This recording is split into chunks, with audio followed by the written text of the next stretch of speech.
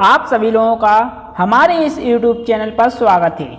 आज के इस वीडियो के माध्यम से जो दोस्तों ऑब्जेक्टिव क्वेश्चन रह गए थे उसके ऑब्जेक्टिव क्वेश्चन लेकर आए हैं। अगर आपने हमारे इन्हीं वीडियो की ऑब्जेक्टिव क्वेश्चन देख लिए और अच्छे से इनको तैयार कर लिए तो आपको सिविल जज बनने से कोई नहीं रोक सकता। जितने भी ऑब्जेक्टिव पूछे जाएंगे हमारे ही वीडियो से पूछे जाएंगे दोस्तों। एक भी ऑब्जेक्ट इस वीडियो से बाहर नहीं जाएगा, क्योंकि इन वीडियो में उन्हीं ऑब्जेक्टिव को दिया जा रहा है जो पिछले वर्ष या 2-4 साल पहले पूछे गए थे। इसलिए यह ऑब्जेक्टिव आप सभी लोगों के लिए काफ़ी महत्वपूर्ण है। दोस्तों चलिए अब हम जानते हैं कि 26 नंबर का ऑब्जेक्टिव पूछा गया था। निम्न में से कौन सी धारा प्रयत्न करने पर दंड का प्रावधान करती है, यानी कि प्रयत्न करने पर दंड का प्रावधान करती है। इसका जो ऑप्शन है ए ऑप्शन बिल्कुल सही है।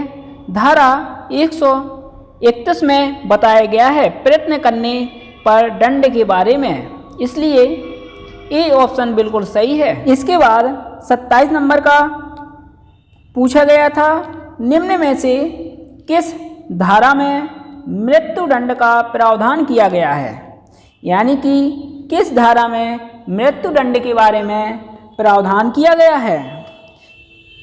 धारा 128 में आजीवन कारावास या जुर्माना या दोनों से दंडित किया जा सकता है।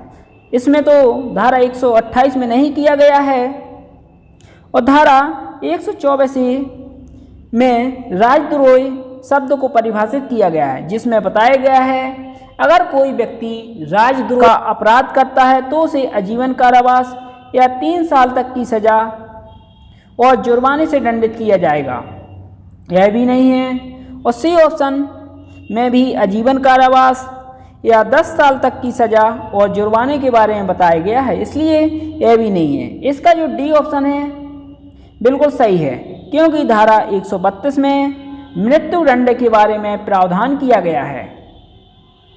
इसके बाद अगला आता है 28 नंबर का ऑब्जेक्ट, आईपीसी की किस धारा में विधि विरुद्ध जमाव को परिभाषित किया गया है, यानी कि किस धारा में विधि विरुद्ध जमाव को परिभाषित किया गया है। धारा 120 ए में आपराधिक षड्यंत्र को परिभाषित किया गया है। और धारा 121 में भारत सरकार के विरुद्ध युद्ध करना या युद्ध करने का प्रयत्न करना या युद्ध करने का दुष्प्रेरण करना उसके बारे में बताया गया है। और धारा 141 में विधि विरुद्ध जमाव के बारे में बताया गया है। और धारा 144 में घातक आयुधों से सर्जित होकर विधि विरुद्ध जमाव में सम्मिलित होना के बारे में बताया गया है, इसलिए इसका जो सी ऑप्शन है बिल्कुल सही है। धारा 141 में विधि विरुद्ध जमाव के बारे में बताया गया है। इसके बाद अगला आता है 29 नंबर का ऑब्जेक्टिव, विधि विरुद्ध जमाव के अपराध का सार है। विधि विरुद्ध जमाव के अपराध के सार के बारे में पूछा गया है। जमाव को निर्मित करने वाले व्यक्तियों का सामान्य उद्देश्य होना चाहिए। बी ऑब्जेक्टिव कहता है जमाव को निर्मित करने वाले व्यक्तियों का सामान्य आशय। सी अपराध का दुष्प्रेरण, अपराध का प्रयत्न होना चाहिए। जो इसका ए ऑप्शन है बिल्कुल सही है। जमाव को निर्मित करने वाले व्यक्तियों का सामान्य उद्देश्य होना चाहिए। इसके बाद अगला आता है 30, विधि विरुद्ध जमाव को गठित करने के लिए कितने व्यक्ति आवश्यक है। विधि विरुद्ध जमाव को गठित करने के लिए कितने व्यक्तियों की आवश्यकता होती है। 5 या अधिक व्यक्ति, इसलिए इसका डी ऑप्शन बिल्कुल सही है।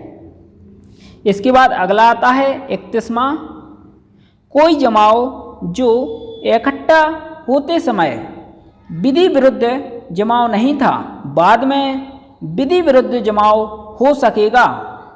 यह प्रावधान भारतीय दंड संहिता में वर्णित है। ये ऑब्जेक्टिव कहता है धारा 141 विधि विरुद्ध जमाव।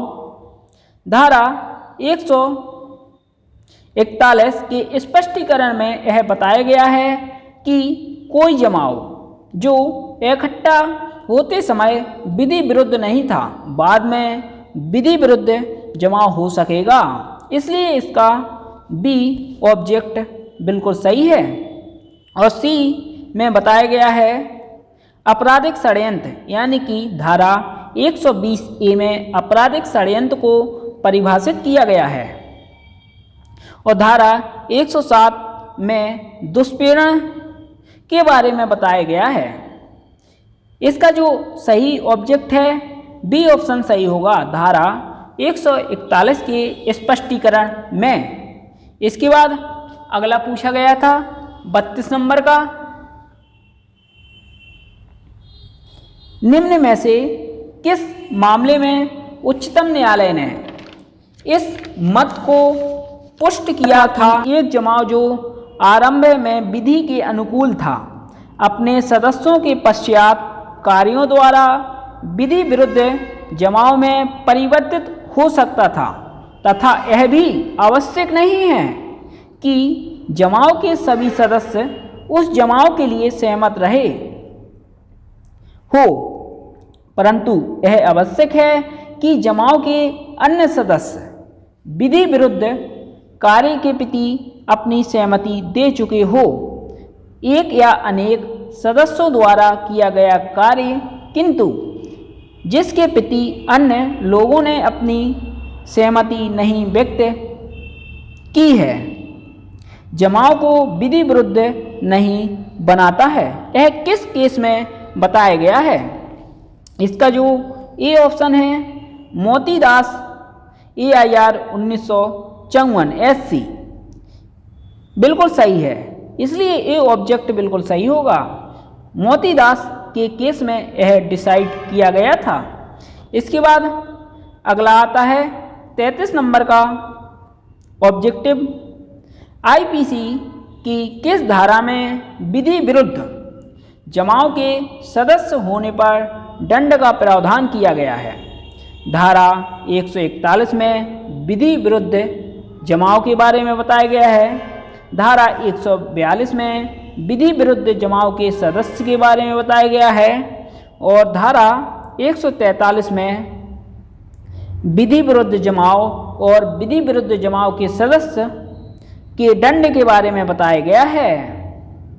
और धारा 144 में घातक अयुद्धों से सर्जित होकर विधि विरुद्ध जमाव में सम्मिलित होना, उसके बारे में बताया गया है। अगर कोई व्यक्ति घातक हथियारों से सर्जित होकर विधि विरुद्ध जमाव में सम्मिलित होता है तो ऐसे व्यक्ति को 2 साल की सजा या जुर्माना या दोनों से दंडित किया जा सकता है। दोस्तों, इसका जो सही ऑप्शन है सी ऑप्शन बिल्कुल सही है, धारा 143। इसके बाद अगला पूछा गया था 34 नंबर का, बलवा को विधि विरुद्ध जमाव से अलग करता है, यानी कि बलवा को विधि विरुद्ध जमाव से अलग करता है। इसका जो ए ऑप्शन है बिल्कुल सही है, बल का प्रयोग। इसके बाद अगला पूछा गया था 35 नंबर का, IPC की किस धारा में बलवा को परिभाषित किया गया है? धारा 145 में बताया गया है कि किसी विधि विरुद्ध जमाव में यह जानते हुए कि उसके बिखर जाने का समादेश दे दिया गया है, फिर भी उसमें सम्मिलित होना या बने रहना। धारा 146 में बलवा करना के बारे में बताया गया है। और धारा 144 में घातक अयुद्धों से सर्जित होकर विधि विरुद्ध जमाव में सम्मिलित होना। और धारा 147 में बलवा करने के लिए दंड के बारे में बताया गया है। इसका जो सही ऑप्शन होगा बी ऑप्शन होगा, क्योंकि धारा 146 में बलवा शब्द को परिभाषित किया गया है और धारा 147 में बलवा के लिए दंड के बारे में बताया गया है। इसके बाद अगला आता है 36 नंबर का, निम्नलिखित कथनों पर विचार कीजिए। पहला, धारा 146 के अंतर्गत बल केवल व्यक्तियों के विरुद्ध बल प्रयोग तक सीमित है, बिल्कुल सत्य है। दूसरा, हिंसा केवल व्यक्तियों के विरुद्ध बल प्रयोग तक सीमित नहीं है, हिंसा केवल व्यक्तियों के विरुद्ध बल प्रयोग तक सीमित नहीं है, बिल्कुल सही है।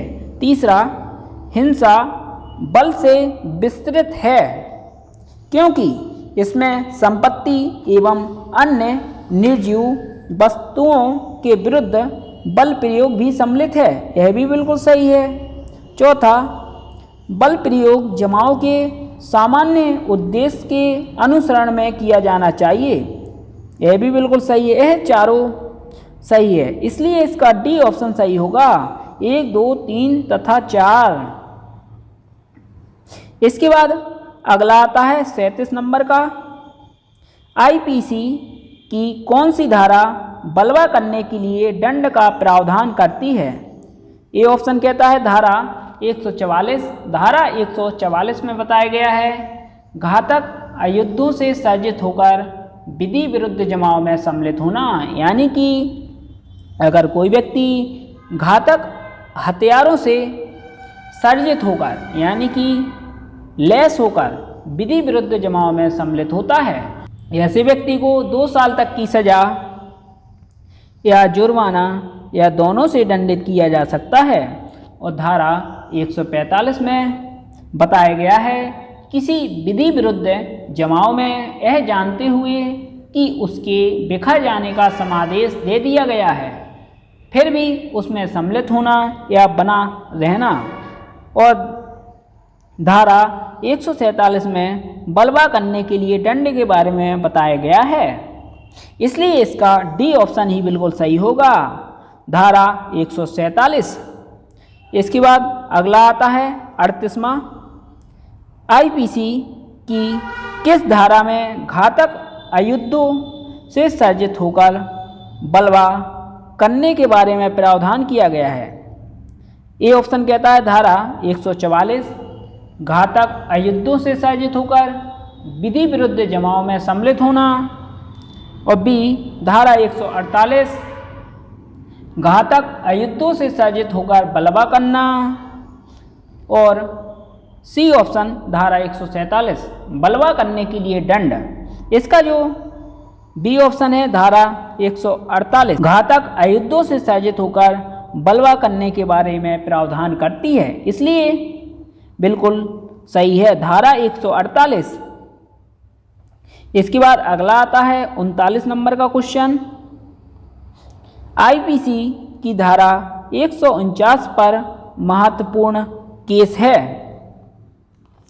इसका ए ऑप्शन कहता है केसी मैथ्यू, और बी ऑप्शन कहता है भारवद मेपादाना बनाम बम्बई राज्य, और सी ऑप्शन कहता है करतार सिंह बनाम पंजाब राज्य, डी ऑप्शन कहता है उपरोक्त सभी।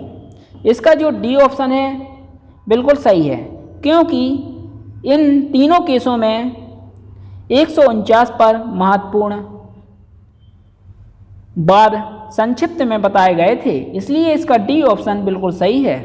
इसके बाद अगला आता है 40 नंबर का क्वेश्चन, आईपीसी की कौन सी धारा दो पक्षकारों के बीच एकाएक हुई मारपीट के बारे में लागू नहीं होती? धारा 149 सामान्य उद्देश्य के बारे में बात करती है, और धारा 148 घातक अयुद्धों से सर्जित होकर बलवा करने के बारे में बात करती है, और धारा 147 बलवा करने के लिए दंड के बारे में बताती है, और धारा 150 विधि विरुद्ध जमाव में सम्मिलित करने के लिए व्यक्तियों का भाड़े पर लेना या भाड़े पर लेने के लिए प्रति मोनानुकूलता के बारे में प्रावधान करती है। इसका जो सही होगा ए ऑप्शन बिल्कुल सही होगा, धारा 149। इसके बाद अगला आता है 41 नंबर का ऑब्जेक्टिव। आईपीसी की धारा 159 में परिभाषित दंगा के आवश्यक घटक है। ए ऑप्शन कहता है दो या दो से अधिक व्यक्तियों के बीच लड़ाई, बिल्कुल सही है। लड़ाई किसी सार्वजनिक स्थान पर होनी चाहिए, यह भी बिल्कुल सही है, क्योंकि लड़ाई सार्वजनिक स्थान पर होनी चाहिए, पब्लिक प्लेस पर होनी चाहिए। सी, उनकी लड़ाई से लोग शांति में बाधा पहुँचे और उन दोनों की लड़ाई से लोग शांति में बाधा उत्पन्न होनी चाहिए, ये भी बिल्कुल सही है। डी, उपरोक्त सभी, इसलिए इसका डी ऑप्शन सही है, उपरोक्त सभी। 42 नंबर का ऑब्जेक्टिव कहता है दंगा का अपराध गठित करने के लिए कम से कम कितने व्यक्तियों का होना आवश्यक है। ए, एक से अधिक, बिल्कुल गलत। बी, कम से कम 2 व्यक्ति, यह बिल्कुल सही है। जो इसका बी ऑप्शन है बिल्कुल सही होगा, क्योंकि दंगा करने के लिए कम से कम 2 व्यक्तियों का होना आवश्यक है। इसके बाद अगला आता है 43वां। दंगा के अपराध के लिए आवश्यक है कि लड़ाई किसी सार्वजनिक स्थान पर हो, निजी स्थान पर हो, निर्जन स्थान पर हो, किसी भी स्थान पर हो। नहीं, दंगा के लिए आवश्यक है कि लड़ाई पब्लिक प्लेस यानी कि सार्वजनिक स्थान पर हो, इसलिए इसका ए ऑप्शन बिल्कुल सही है, सार्वजनिक स्थान। इसके बाद अगला आता है 44 नंबर का। निम्न में से किस केस में कहा गया कि विधि विरुद्ध जमाव मात्र उपस्थिति से कोई व्यक्ति उत्तरदायी नहीं बन जाता। इसका जो बी ऑप्शन है, मदन सिंह बनाम बिहार राज्य में यह कहा गया था कि विधि विरुद्ध जमाव मात्र उपस्थिति से कोई व्यक्ति उत्तरदायी नहीं हो जाता, इसलिए इसका बी ऑप्शन बिल्कुल सही है, मदन सिंह बनाम बिहार राज्य। इसके बाद अगला आता है 45 नंबर का ऑब्जेक्टिव। सामान्य उद्देश्य के आधार पर संयुक्त दायित्व का सिद्धांत आईपीसी की निम्न धाराओं में से किस में उपबंधित है। धारा 149 सामान्य उद्देश्य के बारे में बात करती है, इसलिए इसका बी ऑप्शन बिल्कुल सही है। और धारा 34 सामान्य आशय के बारे में बात करती है। इसके बाद अगला आता है 46 नंबर का। 6 व्यक्तियों ने एक व्यक्ति की हत्या कर दी, परंतु केवल 4 व्यक्ति ही गिरफ्तार किए गए, तो इनमें से बताइए कौन सा ऑब्जेक्टिव सही है। ये ऑप्शन कहता है बे आईपीसी की धारा 302/149 में दोषी ठहराए जा सकते हैं। बी, बे आईपीसी की धारा 302/149 में दोषी नहीं ठहराए जा सकते। सी, बे आईपीसी की धारा 302 में दोषी ठहराए जा सकते हैं। डी, बे आईपीसी की धारा 302/34 में दोषी ठहराए जा सकते हैं। इसका जो सही आंसर है ये ऑप्शन सही होगा, बे आईपीसी की धारा 302/149 में ही दोषी ठहराए जाएंगे, क्योंकि 6 व्यक्तियों ने हत्या की है मिलकर, 4 व्यक्ति गिरफ्तार कर लिए गए हैं, 2 व्यक्ति और गिरफ्तार किए जाएंगे, इसलिए इसका ए ऑप्शन बिल्कुल सही है। इसके बाद अगला आता है 47 नंबर का। आईपीसी की धारा 153B के अंतर्गत कितना दंड दिया जा सकता है, यानी कि धारा 153B में कितने दंड के बारे में प्रावधान किया गया है? ए ऑप्शन कहता है 3 वर्ष या जुर्माना या दोनों। बी ऑप्शन कहता है 2 वर्ष या जुर्माना या दोनों। सी ऑप्शन कहता है 1 वर्ष या जुर्माना या दोनों। डी सभी गलत है। नहीं दोस्तों, इसका जो ए ऑप्शन है बिल्कुल सही है, 3 वर्ष या जुर्माना। इसमें आपको याद रखना है 153 बी में 3/5 वर्ष। बस अगर 5 वर्ष होता तो आपको ऑप्शन में 3 वर्ष या जुर्माना या दोनों, बी ऑप्शन में दिया जाता 5 वर्ष या जुर्माना या दोनों, और सी ऑप्शन में दिया जाता ए और बी दोनों, तो आपको ए और बी दोनों पर टिक करना था। इसलिए दोस्तों इसका ए ऑप्शन ही बिल्कुल सही है, 3 वर्ष या जुर्माना या दोनों से दंडित किया जा सकता है। इसके बाद 48 नंबर का ऑब्जेक्टिव कहता है कि आईपीसी की धारा 153 ए का अपराध पूजा के स्थान आदि में किया गया तब कितना दंड दिया जा सकता है? दोस्तों 153 ए का अपराध अगर यदि पूजा के स्थान में किया जाता है, पूजा से याद कीजिए दोस्तों 5, पूजा यानी 5, पूजा में 5 का उच्चारण हो रहा है, इस प्रकार आप दंड भी याद कर सकते हो, 5 वर्ष या जुर्माना। इसलिए इसका सी ऑप्शन ही बिल्कुल सही होगा, 5 वर्ष के कारावास से या जुर्माने से दंडित किया जा सकता है। इसके बाद अगला आता है 49 नंबर का ऑब्जेक्टिव, आईपीसी की निम्न में से किस धारा में वरिष्ठ दायित्वाधीन के सिद्धांत पर आधारित है? इसका जो सही ऑप्शन होगा दोस्तों डी ऑप्शन बिल्कुल सही होगा। धारा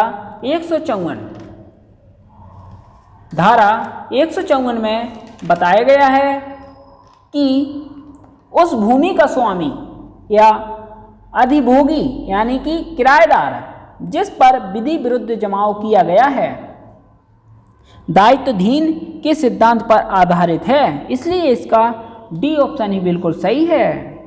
इसके बाद अगला पूछा गया था 50 नंबर का ऑब्जेक्टिव, धारा 148 के अंतर्गत घातक अयुद्ध से सर्जित होकर बलवा पर कितना दंड दिया जा सकता है?